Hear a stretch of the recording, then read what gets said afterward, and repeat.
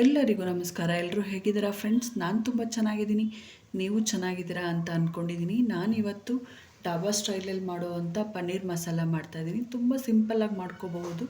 ಮನೇಲಿ ಅಷ್ಟೇ ರುಚಿಯಾಗಿರುತ್ತೆ. ಇದು ರೋಟಿ, ಚಪಾತಿ, ಪೂರಿಗೆ ಅಥವಾ ಗೀ ರೈಸ್ ಮಾಡಿಕೊಂಡ್ರೂ ಇದು ತುಂಬ ಟೇಸ್ಟಿಯಾಗಿರುತ್ತೆ. ಬನ್ನಿ ಹೇಗೆ ಮಾಡೋದು ಅಂತ ನೋಡೋಣ.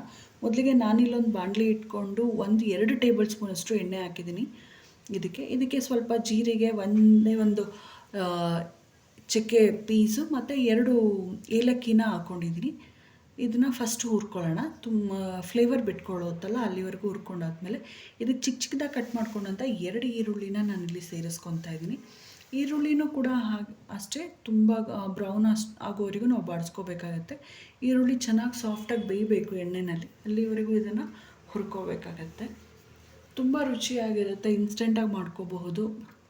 ತುಂಬ ಸಮಯ ಕೂಡ ಹಿಡಿಯಲ್ಲ, ಬೇಗನೆ ಮಾಡ್ಕೋಬಹುದು. ಇದನ್ನು ರುಚಿಯಾಗೂ ಇರುತ್ತೆ.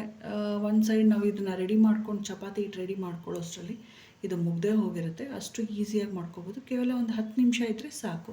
ಇದಕ್ಕೆ ತುಂಬ ಸಮಯನೂ ಏನು ಬೇಡ. ನೋಡಿ, ಈ ರೀತಿ ಹುರ್ಕೋಬೇಕಾಗತ್ತೆ ಚೆನ್ನಾಗೆ. ನೋಡಿ, ಇದಕ್ಕೆ ನಾನಿಲ್ಲಿ 1 ಟೀ ಸ್ಪೂನ್ ಆಗೋಷ್ಟು ಶುಂಠಿ ಬೆಳ್ಳುಳ್ಳಿ ಪೇಸ್ಟ್ ಕೂಡ ಇದ್ರ ಜೊತೆನಲ್ಲೇ ಸೇರಿಸ್ಕೊತಾ ಇದ್ದೀನಿ. ಇದು ಅಷ್ಟೇ ಹಸಿ ವಾಸನೆ ಹೋಗೋವರೆಗೂ ನಾವು ಇದನ್ನು ನೀಟಾಗಿ ಫ್ರೈ ಮಾಡ್ಕೋಬೇಕಾಗತ್ತೆ. ಆದಷ್ಟು ಶುಂಠಿ ಬೆಳ್ಳುಳ್ಳಿ ಪೇಸ್ಟ್ನ ಮನೆಯಲ್ಲೇ ಮಾಡ್ಕೊಳ್ಳಿ, ಚೆನ್ನಾಗಿರುತ್ತೆ. ನಾವೊಂದು ಕಡಿಮೆ ಅಂದರೂ ಫ್ರಿಜ್ನಲ್ಲಿ 1 ವಾರಗಟ್ಟಲೆ ಇಟ್ಕೋಬೋದು, ತೊಂದರೆ ಇರೋದಿಲ್ಲ. ಒಳ್ಳೆ ಫ್ಲೇವರು ಇರುತ್ತೆ, ಏನು ಹಾಳಾಗೋದು ಇಲ್ಲ. ಇದು ಹಸಿ ವಾಸನೆ ಹೋಗೋವರೆಗೂ ನಾವು ಇದನ್ನು ಹುರ್ಕೋಬೇಕಾಗತ್ತೆ. ನೋಡಿ, ಈ ರೀತಿ ಎಣ್ಣೆ ಎಲ್ಲ ಬಿಟ್ಕೊಂಡು ಅದು ಹತ್ರ ಬರುತ್ತಲ್ಲ, ಅದಾದಮೇಲೆ ನಾವು ಇದಕ್ಕೆ 1 ಟೀ ಸ್ಪೂನಷ್ಟು ಅಚ್ಕಾರದ ಪುಡಿ ಸೇರಿಸ್ಕೊತಾ ಇದ್ದೀನಿ. ಹಾಗೆ 1 ಟೀ ಸ್ಪೂನಷ್ಟು ಧನಿಯಾ ಪೌಡರ್ ಕೂಡ ಇಲ್ಲಿ ಸೇರಿಸ್ಕೊತಾ ಇದ್ದೀನಿ. ಹಾಗೆ ಚಿಟಿಕೆ ಆಗೋಷ್ಟು ಅರಿಶಿನ ಕೂಡ ಸೇರಿಸ್ಕೊತಾ ಇದ್ದೀನಿ. 1/4 ಟೀ ಸ್ಪೂನ್ಗಿನ ಸ್ವಲ್ಪ ಕಡಿಮೆ ಅರಿಶಿನ ಮತ್ತು ಸ್ವಲ್ಪ ಉಪ್ಪು, ಮತ್ತು ನಂತರ ಉಪ್ಪು ಸೇರಿಸ್ಕೊತೀನಿ ನಾನು. ಇಲ್ಲಿ ಸ್ವಲ್ಪ ಉಪ್ಪನ್ನ ಹಾಕ್ಕೊಂಡು ಫಸ್ಟು ಇದನ್ನು ಬಾಡಿಸ್ಕೊಂಡ್ಬಿಡ್ತಾಯಿದ್ದೀನಿ. ನಿಮಗೆ ಖಾರ ಸ್ವಲ್ಪ ಜಾಸ್ತಿ ಬೇಕು ಅಂತ ಅಂದರೆ ಇದಕ್ಕೆ 2 ಎಕ್ಸ್ಟ್ರಾ ಹಸಿಮೆಣ್ಸಿನ್ಕಾಯಿನ ಉದ್ದ ಕಟ್ ಮಾಡಿ ಸೇರಿಸ್ಕೊಂಡ್ರು ಸ್ವಲ್ಪ ಸ್ಪೈಸಿ ಆಗಿರುತ್ತೆ. ನಾನು ಸ್ವಲ್ಪ ಸ್ಪೈಸಿ ಕಡಿಮೆ ತಿನ್ನೋದು, ಹಾಗಾಗಿ ನಾನು ಕಡಿಮೆ ಯೂಸ್ ಮಾಡಿದ್ದೀನಿ. ನೋಡಿ, ಇದಿಷ್ಟು ಹುರಿದಾದ್ಮೇಲೆ ಇದಕ್ಕೆ ಅಂತಲೇ ಸಪ್ರೇಟ್ ನಾನು 2 ಟೊಮೆಟೊನ ಪೇಸ್ಟ್ ಮಾಡಿ ಇಟ್ಕೊಂಡಿದ್ದೆ, ಅದನ್ನು ಕೂಡ ಇದ್ರ ಜೊತೆಯಲ್ಲೇ ಹಾಕ್ಕೊಂಡು ನಾನು ಇದನ್ನು ಹುರ್ಕೊತೀನಿ. ಮಸಾಲೆ ಎಲ್ಲ ಹಸಿ ಇರುತ್ತಲ್ಲ, ನಾವು ಹಾಕಿರೋವಂಥದ್ದು ಪದಾರ್ಥಗಳು ಏನು ಡ್ರೈ ಹಾಕಿರ್ತೀವಿ ಪುಡಿಗಳನ್ನ, ಅದೆಲ್ಲ ಒಂದು ಸಾರಿ ಟೊಮೆಟೊ ಜೊತೆಯಲ್ಲಿ ಹೊಂದಲಿ ಅಂತ ಹೇಳಿ ಇದಕ್ಕೆ ಅಂತಲೇ ಒಂದು ಏನು ಹೇಳೋದು, ಸೀಕ್ರೆಟ್ ಇಂಗ್ರೀಡಿಯೆಂಟ್ಸ್ ಅಂತಲೇ ಹೇಳ್ಕೊಬೋದು. ಅದನ್ನು ಆ್ಯಡ್ ಮಾಡ್ತೀನಿ ನಾನು ಮುಂದೆ, ಸ್ಕಿಪ್ ಮಾಡ್ದಲೇ ನೋಡಿ.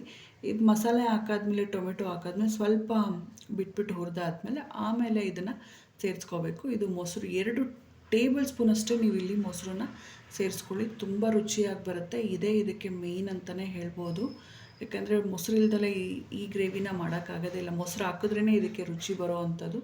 ಆದಷ್ಟು ಗಟ್ಟಿ ಮೊಸರು, ಮನೆಯಲ್ಲೇ ಮಾಡ್ಕೊಂಡಂಥ ಮೊಸರನ್ನ ಬೀಟ್ ಮಾಡಿಬಿಟ್ಟು ಹಾಕಿ, ಅದು ಚೆನ್ನಾಗಿ ಬರುತ್ತೆ. ಮೊಸರು ಹಾಕಾದ್ಮೇಲೆ 1-2 ನಿಮಿಷ ಬಿಟ್ಬಿಟ್ರೆ ಈ ರೀತಿ ಮೇಲೆ ಎಣ್ಣೆ ಎಲ್ಲ ತೇಲ್ಕೊಂಡು ಬರುತ್ತೆ. ಹಾಗೆ ಗ್ರೇವಿ ಕೂಡ ಸ್ವಲ್ಪ ಗಟ್ಟಿಗಿರುತ್ತೆ. ಇವಾಗ ನೋಡಿ, ಈ ರೀತಿ ನಾವು ಮಿಕ್ಸ್ ಮಾಡ್ಕೋಬೇಕಾಗತ್ತೆ. ಮೊಸರು ಹಾಕಾದ್ಮೇಲೆ 1-2 ನಿಮಿಷನಾದರೂ ಬಿಡಬೇಕಾಗತ್ತೆ. ಮೊಸರನ್ನ ಬೀಟ್ ಮಾಡಿನೇ ಹಾಕಿ. ನೋಡಿ, ಇವಾಗ ಇದು ಗಟ್ಟಿಗಾಗಿದೆ. ಇದಕ್ಕೆ ನಾನು ಇವಾಗ 200 ಗ್ರಾಮಷ್ಟು ಪನ್ನೀರನ್ನ ಕಟ್ ಮಾಡಿ ಇಟ್ಕೊಂಡಿದ್ದೆ ಕ್ಯೂಬ್ ಆಗಿ. ನೀವು ಯಾವ ಸೈಜ್ ಬೇಕೋ ಆ ರೀತಿ ಕಟ್ ಮಾಡ್ಕೊಳ್ಳಿ. ಅದನ್ನು ಇದ್ರ ಜೊತೆಲಿ ಹಾಕ್ಕೊಂಡು ಸ್ವಲ್ಪ ಉಪ್ಪು ಕೂಡ ಇದ್ರ ಮೇಲೆ ಸೇರಿಸ್ಕೊತಾ ಇದ್ದೀನಿ. ಮೊದಲಿಗೆ ಸ್ವಲ್ಪ ಉಪ್ಪು ಹಾಕಿದ್ದೆ, ಈಗ ಸ್ವಲ್ಪ ಉಪ್ಪನ್ನ ಸೇರಿಸ್ಕೊತಾ ಇದ್ದೀನಿ. ಇದ್ರ ಜೊತೆಗೆ 1/4 ಲೋಟ ಅಷ್ಟು ನಾನು ನೀರು ಕೂಡ ಇಲ್ಲಿ ಸೇರಿಸ್ಕೊಂಡಿದ್ದೀನಿ. ನೀವು ನೋಡಿಕೊಂಡು ಸೇರಿಸ್ಕೊಳ್ಳಿ ಗಟ್ಟಿನ. ನೋಡಿ, ಇದಕ್ಕೆ ಇದು ಮಿಕ್ಸ್ ಆದಮೇಲೆ ಇದಕ್ಕೆ ಸ್ವಲ್ಪ ಮೇಲೆ ಕಸ್ತೂರಿ ಮೇಥಿ ಮತ್ತು ಜೊತೆಗೆ ಗರಂ ಮಸಾಲಾನ ನಾನು ಇವಾಗ ಆ್ಯಡ್ ಮಾಡ್ತಾಯಿದ್ದೀನಿ, ಮೊದಲೇ ಹಾಕಿಲ್ಲ. ಇದಕ್ಕೊಂದು ಅರ್ಧ ಟೀ ಸ್ಪೂನಷ್ಟು ಗರಂ ಮಸಾಲ ಹಾಕಿ ಮಿಕ್ಸ್ ಮಾಡಿ 1-2 ನಿಮಿಷ ಮುಚ್ಚಿಟ್ರೆ ಪನ್ನೀರ್ದು ಮಸಾಲ ರೆಡಿ ಇರುತ್ತೆ. ನೋಡೋದಿಲ್ಲ, ತುಂಬ ಸಿಂಪಲ್ಲಾಗಿ ಮಾಡ್ಕೊಳ್ಳೋ ಅಂಥದ್ದು. ಒಂದು 10 ನಿಮಿಷದೊಳಗಡೆನೇ ಮಾಡ್ಕೋಬೋದು. ಸೊ ಇಷ್ಟ ಆದರೆ ಫ್ಯಾಮಿಲಿ ಫ್ರೆಂಡ್ಸ್ಗೆ ಶೇರ್ ಮಾಡಿ, ಲೈಕ್ ಕೊಡೋದನ್ನ ಮರಿಬೇಡಿ. ಹಾಗೆ ಸಬ್ಸ್ಕ್ರೈಬ್ ಮಾಡ್ಕೊಂಡು ನೋಡಿ. ನಾನು ಹಾಕೋ ವಿಡಿಯೋ ಪ್ರತಿಯೊಂದ್ರದ್ದು ನೋಟಿಫಿಕೇಷನ್ ಫಸ್ಟ್ ನಿಮಗೆ ಬಂದು ತಲುಪುತ್ತೆ ಅಂತೇಳಿ ಹೇಳ್ತೀನಿ. ಸೊ ಕಸ್ತೂರಿ ಮೇಥಿ ಗರಂ ಮಸಾಲ ಹಾಕಾದ್ಮೇಲೆ 2 ನಿಮಿಷ ಮುಚ್ಚಿಟ್ರೆ ನೋಡಿ, ಪನ್ನೀರ್ ಮಸಾಲ ರೆಡಿ ಇದೆ. ನೋಡೋದಕ್ಕೆ ಎಷ್ಟು ಚೆನ್ನಾಗಿದೆ ಅನಿಸುತ್ತಲ್ಲ. ರುಚಿ ಕೂಡ ಹಾಗೆ ಅಷ್ಟೇ ಚೆನ್ನಾಗಿರುತ್ತೆ. ತುಂಬ ಸಿಂಪಲ್ಲಾಗಿ ಮಾಡ್ಕೊಳ್ಳೋ ಅಂಥದ್ದು. ಇಷ್ಟ ಆಯಿತು ಅಂತೇಳಿ ಅಂದ್ಕೊತೀನಿ. ಸೊ ಇಲ್ಲಿವರೆಗೂ ಯಾರೆಲ್ಲ ವೀಡಿಯೋ ನೋಡಿದ್ರು ಅವರಿಗೆಲ್ಲ ತುಂಬ ಹೃದಯದ ಧನ್ಯವಾದಗಳು. ಇದೇ ಥರ ಸಪೋರ್ಟ್ ಮಾಡ್ತಾರೆ. ಈಸಿ ರೆಸಿಪೀಸ್ಗಳನ್ನ ನನ್ನ ಚಾನಲ್ನ ನೋಡಿ ಅಂತೇಳಿ ಕೇಳ್ಕೊತೀನಿ. ಸೊ ಮತ್ತೊಮ್ಮೆ thank you so much. Video ನೋಡಿದ್ದಕ್ಕೆ ಸಪೋರ್ಟ್ ಮಾಡಿ ಫ್ರೆಂಡ್ಸ್ ಅಂತ ಕೇಳ್ಕೊತೀನಿ. Thank you.